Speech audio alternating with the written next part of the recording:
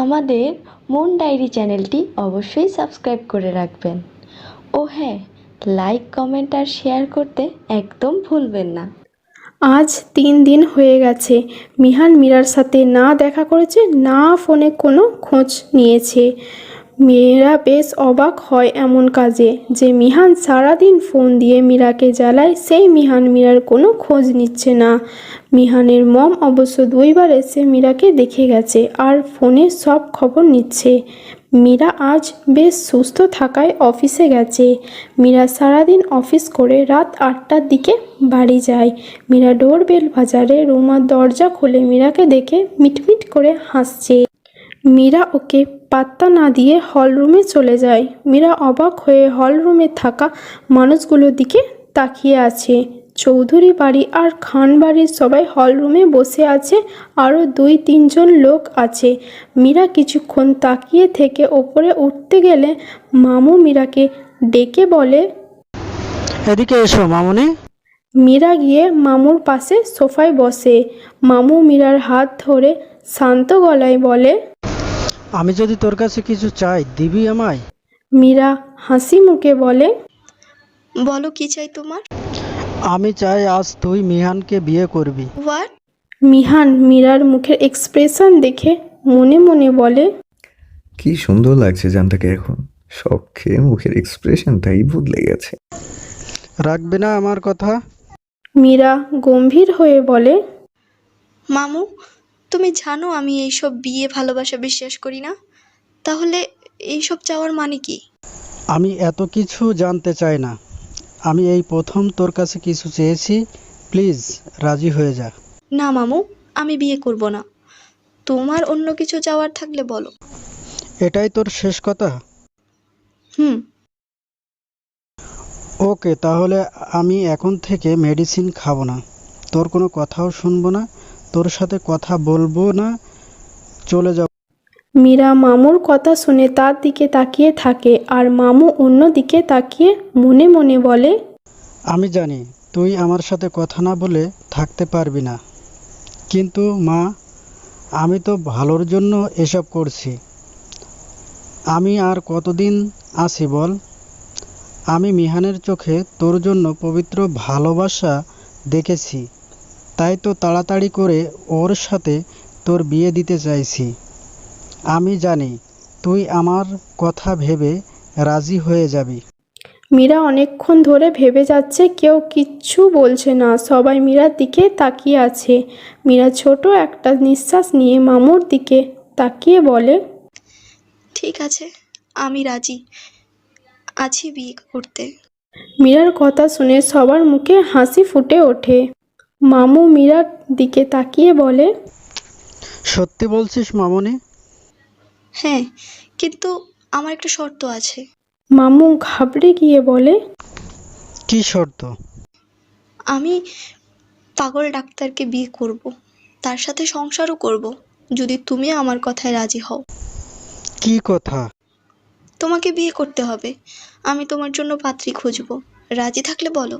মামু চমকে ওঠে বলে, কি? মিহান এদের এসব কথা শুনে মনে মনে বলে, এই মেয়েটা কি কখনো সোজা কাজ করতে পারে না? মামু করবে এই বয়সে বিয়ে? আমি শিওর মামু কখনো রাজি হবে না। তাহলে কি আর আমার বিয়ে করা হবে না?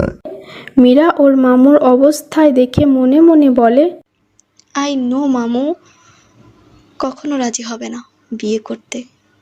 তাহলে আমাকেও আর ওই পাগল ডাক্তারকে বিয়ে করতে হবে না।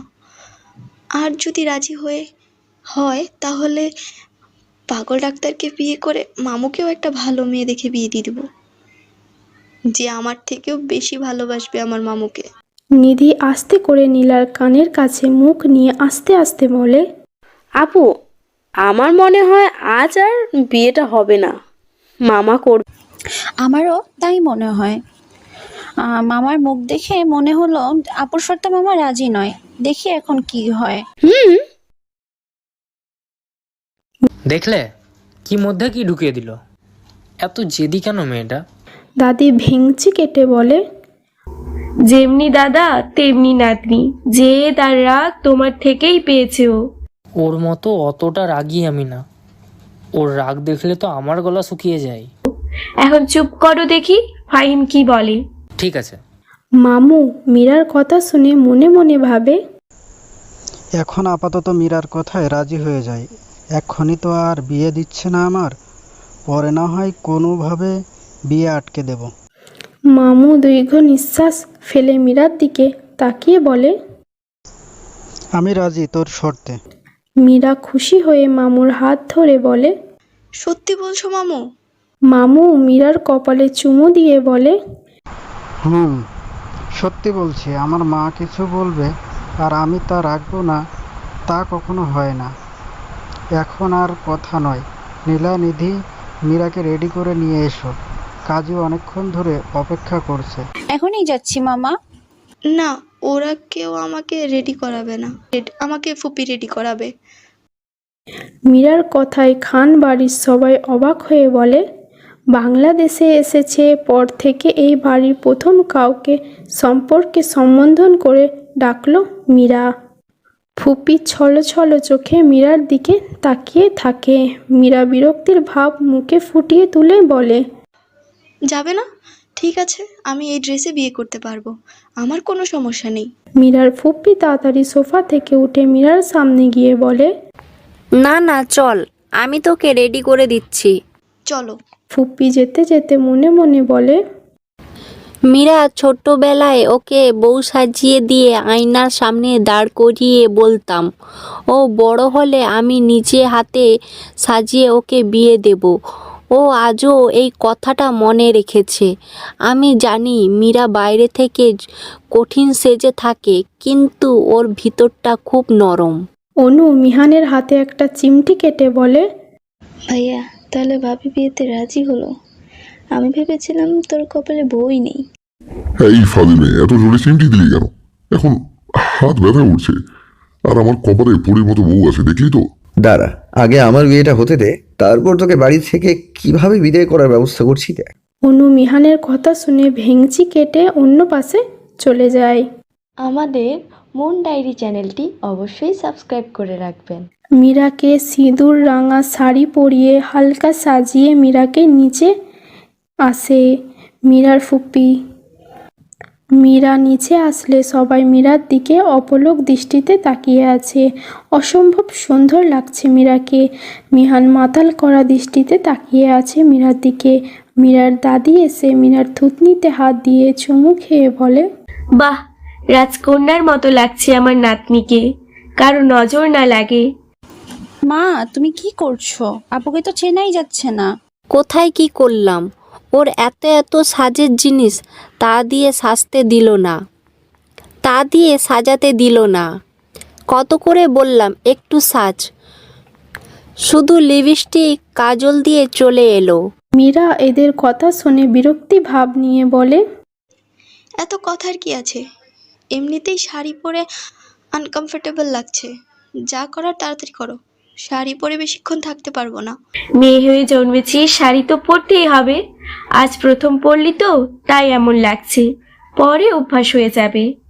মা, এসব কথা পরে বলা যাবে, আগে বিয়ের কাজটা শুরু হোক। মীরা একবার আর চোখে মিহানের দিকে তাকায়।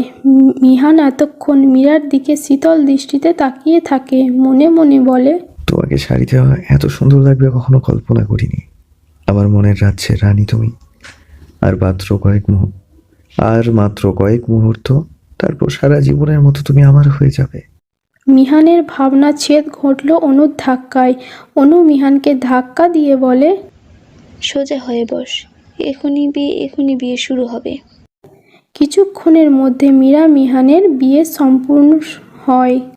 মিহানের মুখ দেখে বোঝা যাচ্ছে মিহান আজ কতটা খুশি। মিহানের মিহানের মনের কথা বুঝে মীরা আর মিহানকে একা কথা বলার জন্য মীরার রুমে যেতে বলে। মীরা শাড়ির কারণে হাঁটতে অসুবিধা হচ্ছে। মীরা আস্তে আস্তে হেঁটে রুমের দিকে যাচ্ছে। মিহান মীরার পিছন পিছন আসছে। মীরা রুমে গিয়ে বেডের এক পাশে বসে পড়ে। মিহান রুমে ঢুকে দরজা লাগিয়ে দিয়ে মীরার পাশে বসে কোনো কিছু না বলে সোজা ওর কোলে মাথা রাখে। মিহানের এমন কাজে মীরা চমকে ওঠে। এখন কি করা উচিত তা মীরা বুঝতে পারছে না। মীরা নিজেকে সামলে মিহানকে কোল থেকে নামানোর চেষ্টা করে বলে, কি করছেন? নামুন আমার কোল থেকে। জান, আজ তোমায় ভীষণ সুন্দর লাগছে। তোমাকে দেখে একটা কবিতা খুব মনে পড়ছে। তোমারই যেন ভালোবাসি আছি শতরূপে শতবার, জনমে জনমে যুগে যুগে অনিবার, চিরকাল ধরে মুগ্ধ হৃদয়। গাঁথিয়াছে গীতিহার, কত রূপ ধরে পড়েছে গলায়। আচ্ছা, নিয়েছে সে উপহার, জনমে জনমে যুগে যুগে অনিবার। যত শুনি সেই অতীত কাহিনী, প্রাচীন প্রেমের ব্যথা, অতি পুরাতন বিরহ মিলন কথা, অসীম অতীতে চাহিতে চাহিতে দেখা দেয় অবশেষে কালের তিমির রজনী ভেদিয়া। তোমারই মূর্তি এসে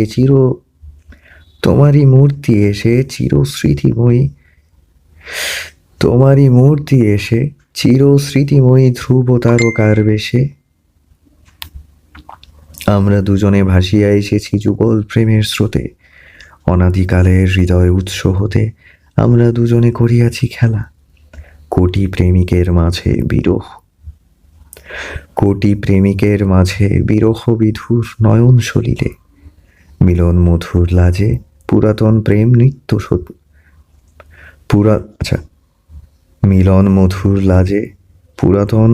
নিত্য নতুন সাজে।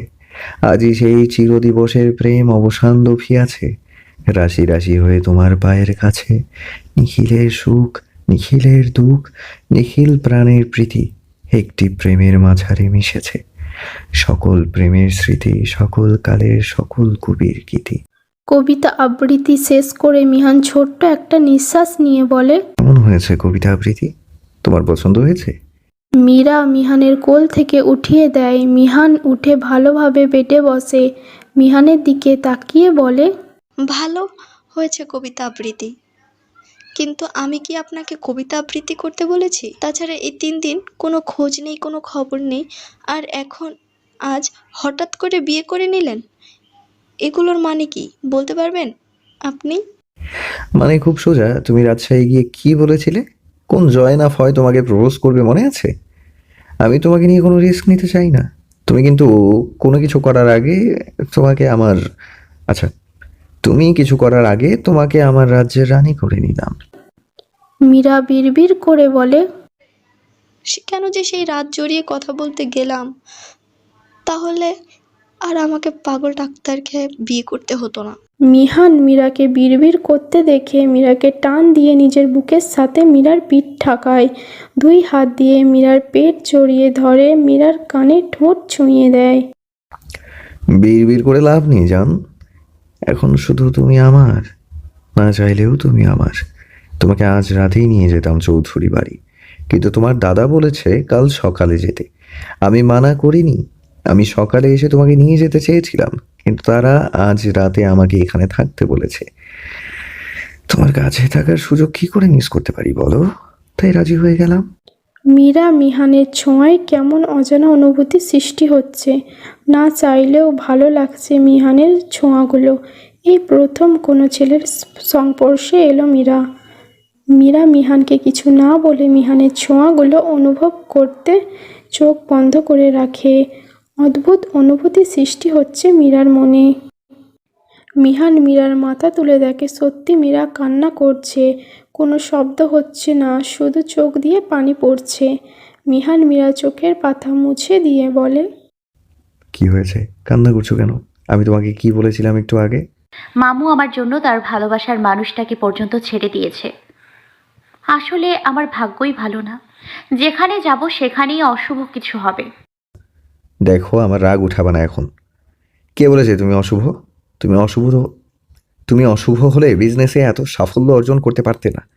এখন এসব কথা ছাড়ো। মিথির বিয়ের পর আমরা মামুর সেজু থেকে খুঁজে বের করব। সেও যদি মামুর মতো বিয়ে না করে থাকে, যদি এখনো মামুর জন্য পথ চেয়ে অপেক্ষা করে থাকে, আমাদের তাকে খুঁজে বের করতে হবে মীরা। জানেন, নানা নানুর প্রথম সন্তান মামু, তারপর নানুর মেয়ে, সবার ছোট পিচ্চি মামা মানে নবীন মামাও আমাকে খুব ভালোবাসতো। পরিবারের প্রথম সন্তানের সাথে অনেক অনুভূতি জড়িয়ে থাকে, মামুর বেলায়ও তাই। মামুকে নানু অনেক ভালোবাসতো। মামু আমার জন্য তার পরিবারের সবাইকে ছেড়ে আমাকে নিয়ে দেশ ছেড়ে চলে যায়। আমি অনেকবার মামুকে বলেছিলাম নানা নানুর সাথে যোগাযোগ করতে, কিন্তু মামু ওই এক জেদ, তার অবর্তমান তার বোনকে ডিভোর্স করিয়ে আবার বিয়ে দিয়েছে, তাকে একবার জানানোর প্রয়োজন মনে করেনি। মামু ও নানুর জন্য কষ্ট পায়। আমি কখনো কাউকে এসব কথা বলিনি, কিন্তু আপনাকে কেন জানি বলতে ইচ্ছে করছিল। আপনার বুকে মাথা রেখে খুব শান্তি পাচ্ছি। আগে কখনো এমন হয়নি। আপনি পারবেন সব কিছু ঠিক করে দিতে? মামুকে তার বাড়ি, তার ভালোবাসার মানুষ ফিরিয়ে দিতে পারবেন? তুমি আমার সাথে থাকলে আমি সব পারবো। অনেক রাত পর্যন্ত মীরা আর মিহান কথা বলে। কখন একে অপরকে জড়িয়ে ধরে ঘুমিয়ে পড়ে টেরই পায়নি কেউ। সকালে চেঁচামেচির আওয়াজে মীরার ঘুম ভেঙে যায়। মীরা উঠতে গিয়ে দেখে মিহান এক হাত কোমরে আর এক হাত পিঠে দিয়ে জড়িয়ে ধরে আছে। নিজের এই অবস্থা দেখে মীরা মুচকি হেসে দেয়। আস্তে করে মিহানের হাত সরিয়ে দিয়ে ফ্রেশ হতে চলে যায়। মীরা নিচে গিয়ে দেখে সবাই কী নিয়ে আলোচনা করছে। মীরার মামুকে বলে, মামু এত বাইরে চেঁচামেচি কিসের? মিডিয়ার লোকজন এসেছে, তোর বিয়ের খবর কোনোভাবে জেনে গেছে। ড্যানি, কিভাবে এসব হয়েছে? ম্যাম, আপনার বিয়ের ছবি নিধি ম্যাম, নিঝুম ম্যাম, অনু ম্যাম সোশ্যাল মিডিয়ায় ছেড়ে দিয়েছে। সেখান থেকেই খবর পেয়ে মিডিয়ার লোকজন। মীরা একবার নিধি আর নিঝুমের দিকে তাকায়। ভয়ে ওদের গলা শুকিয়ে যাওয়ার মতো অবস্থা। সব যখন জেনে গেছে তাহলে এভাবে চেঁচামেচি করে কি হবে? তাদের চলে যেতে বলো।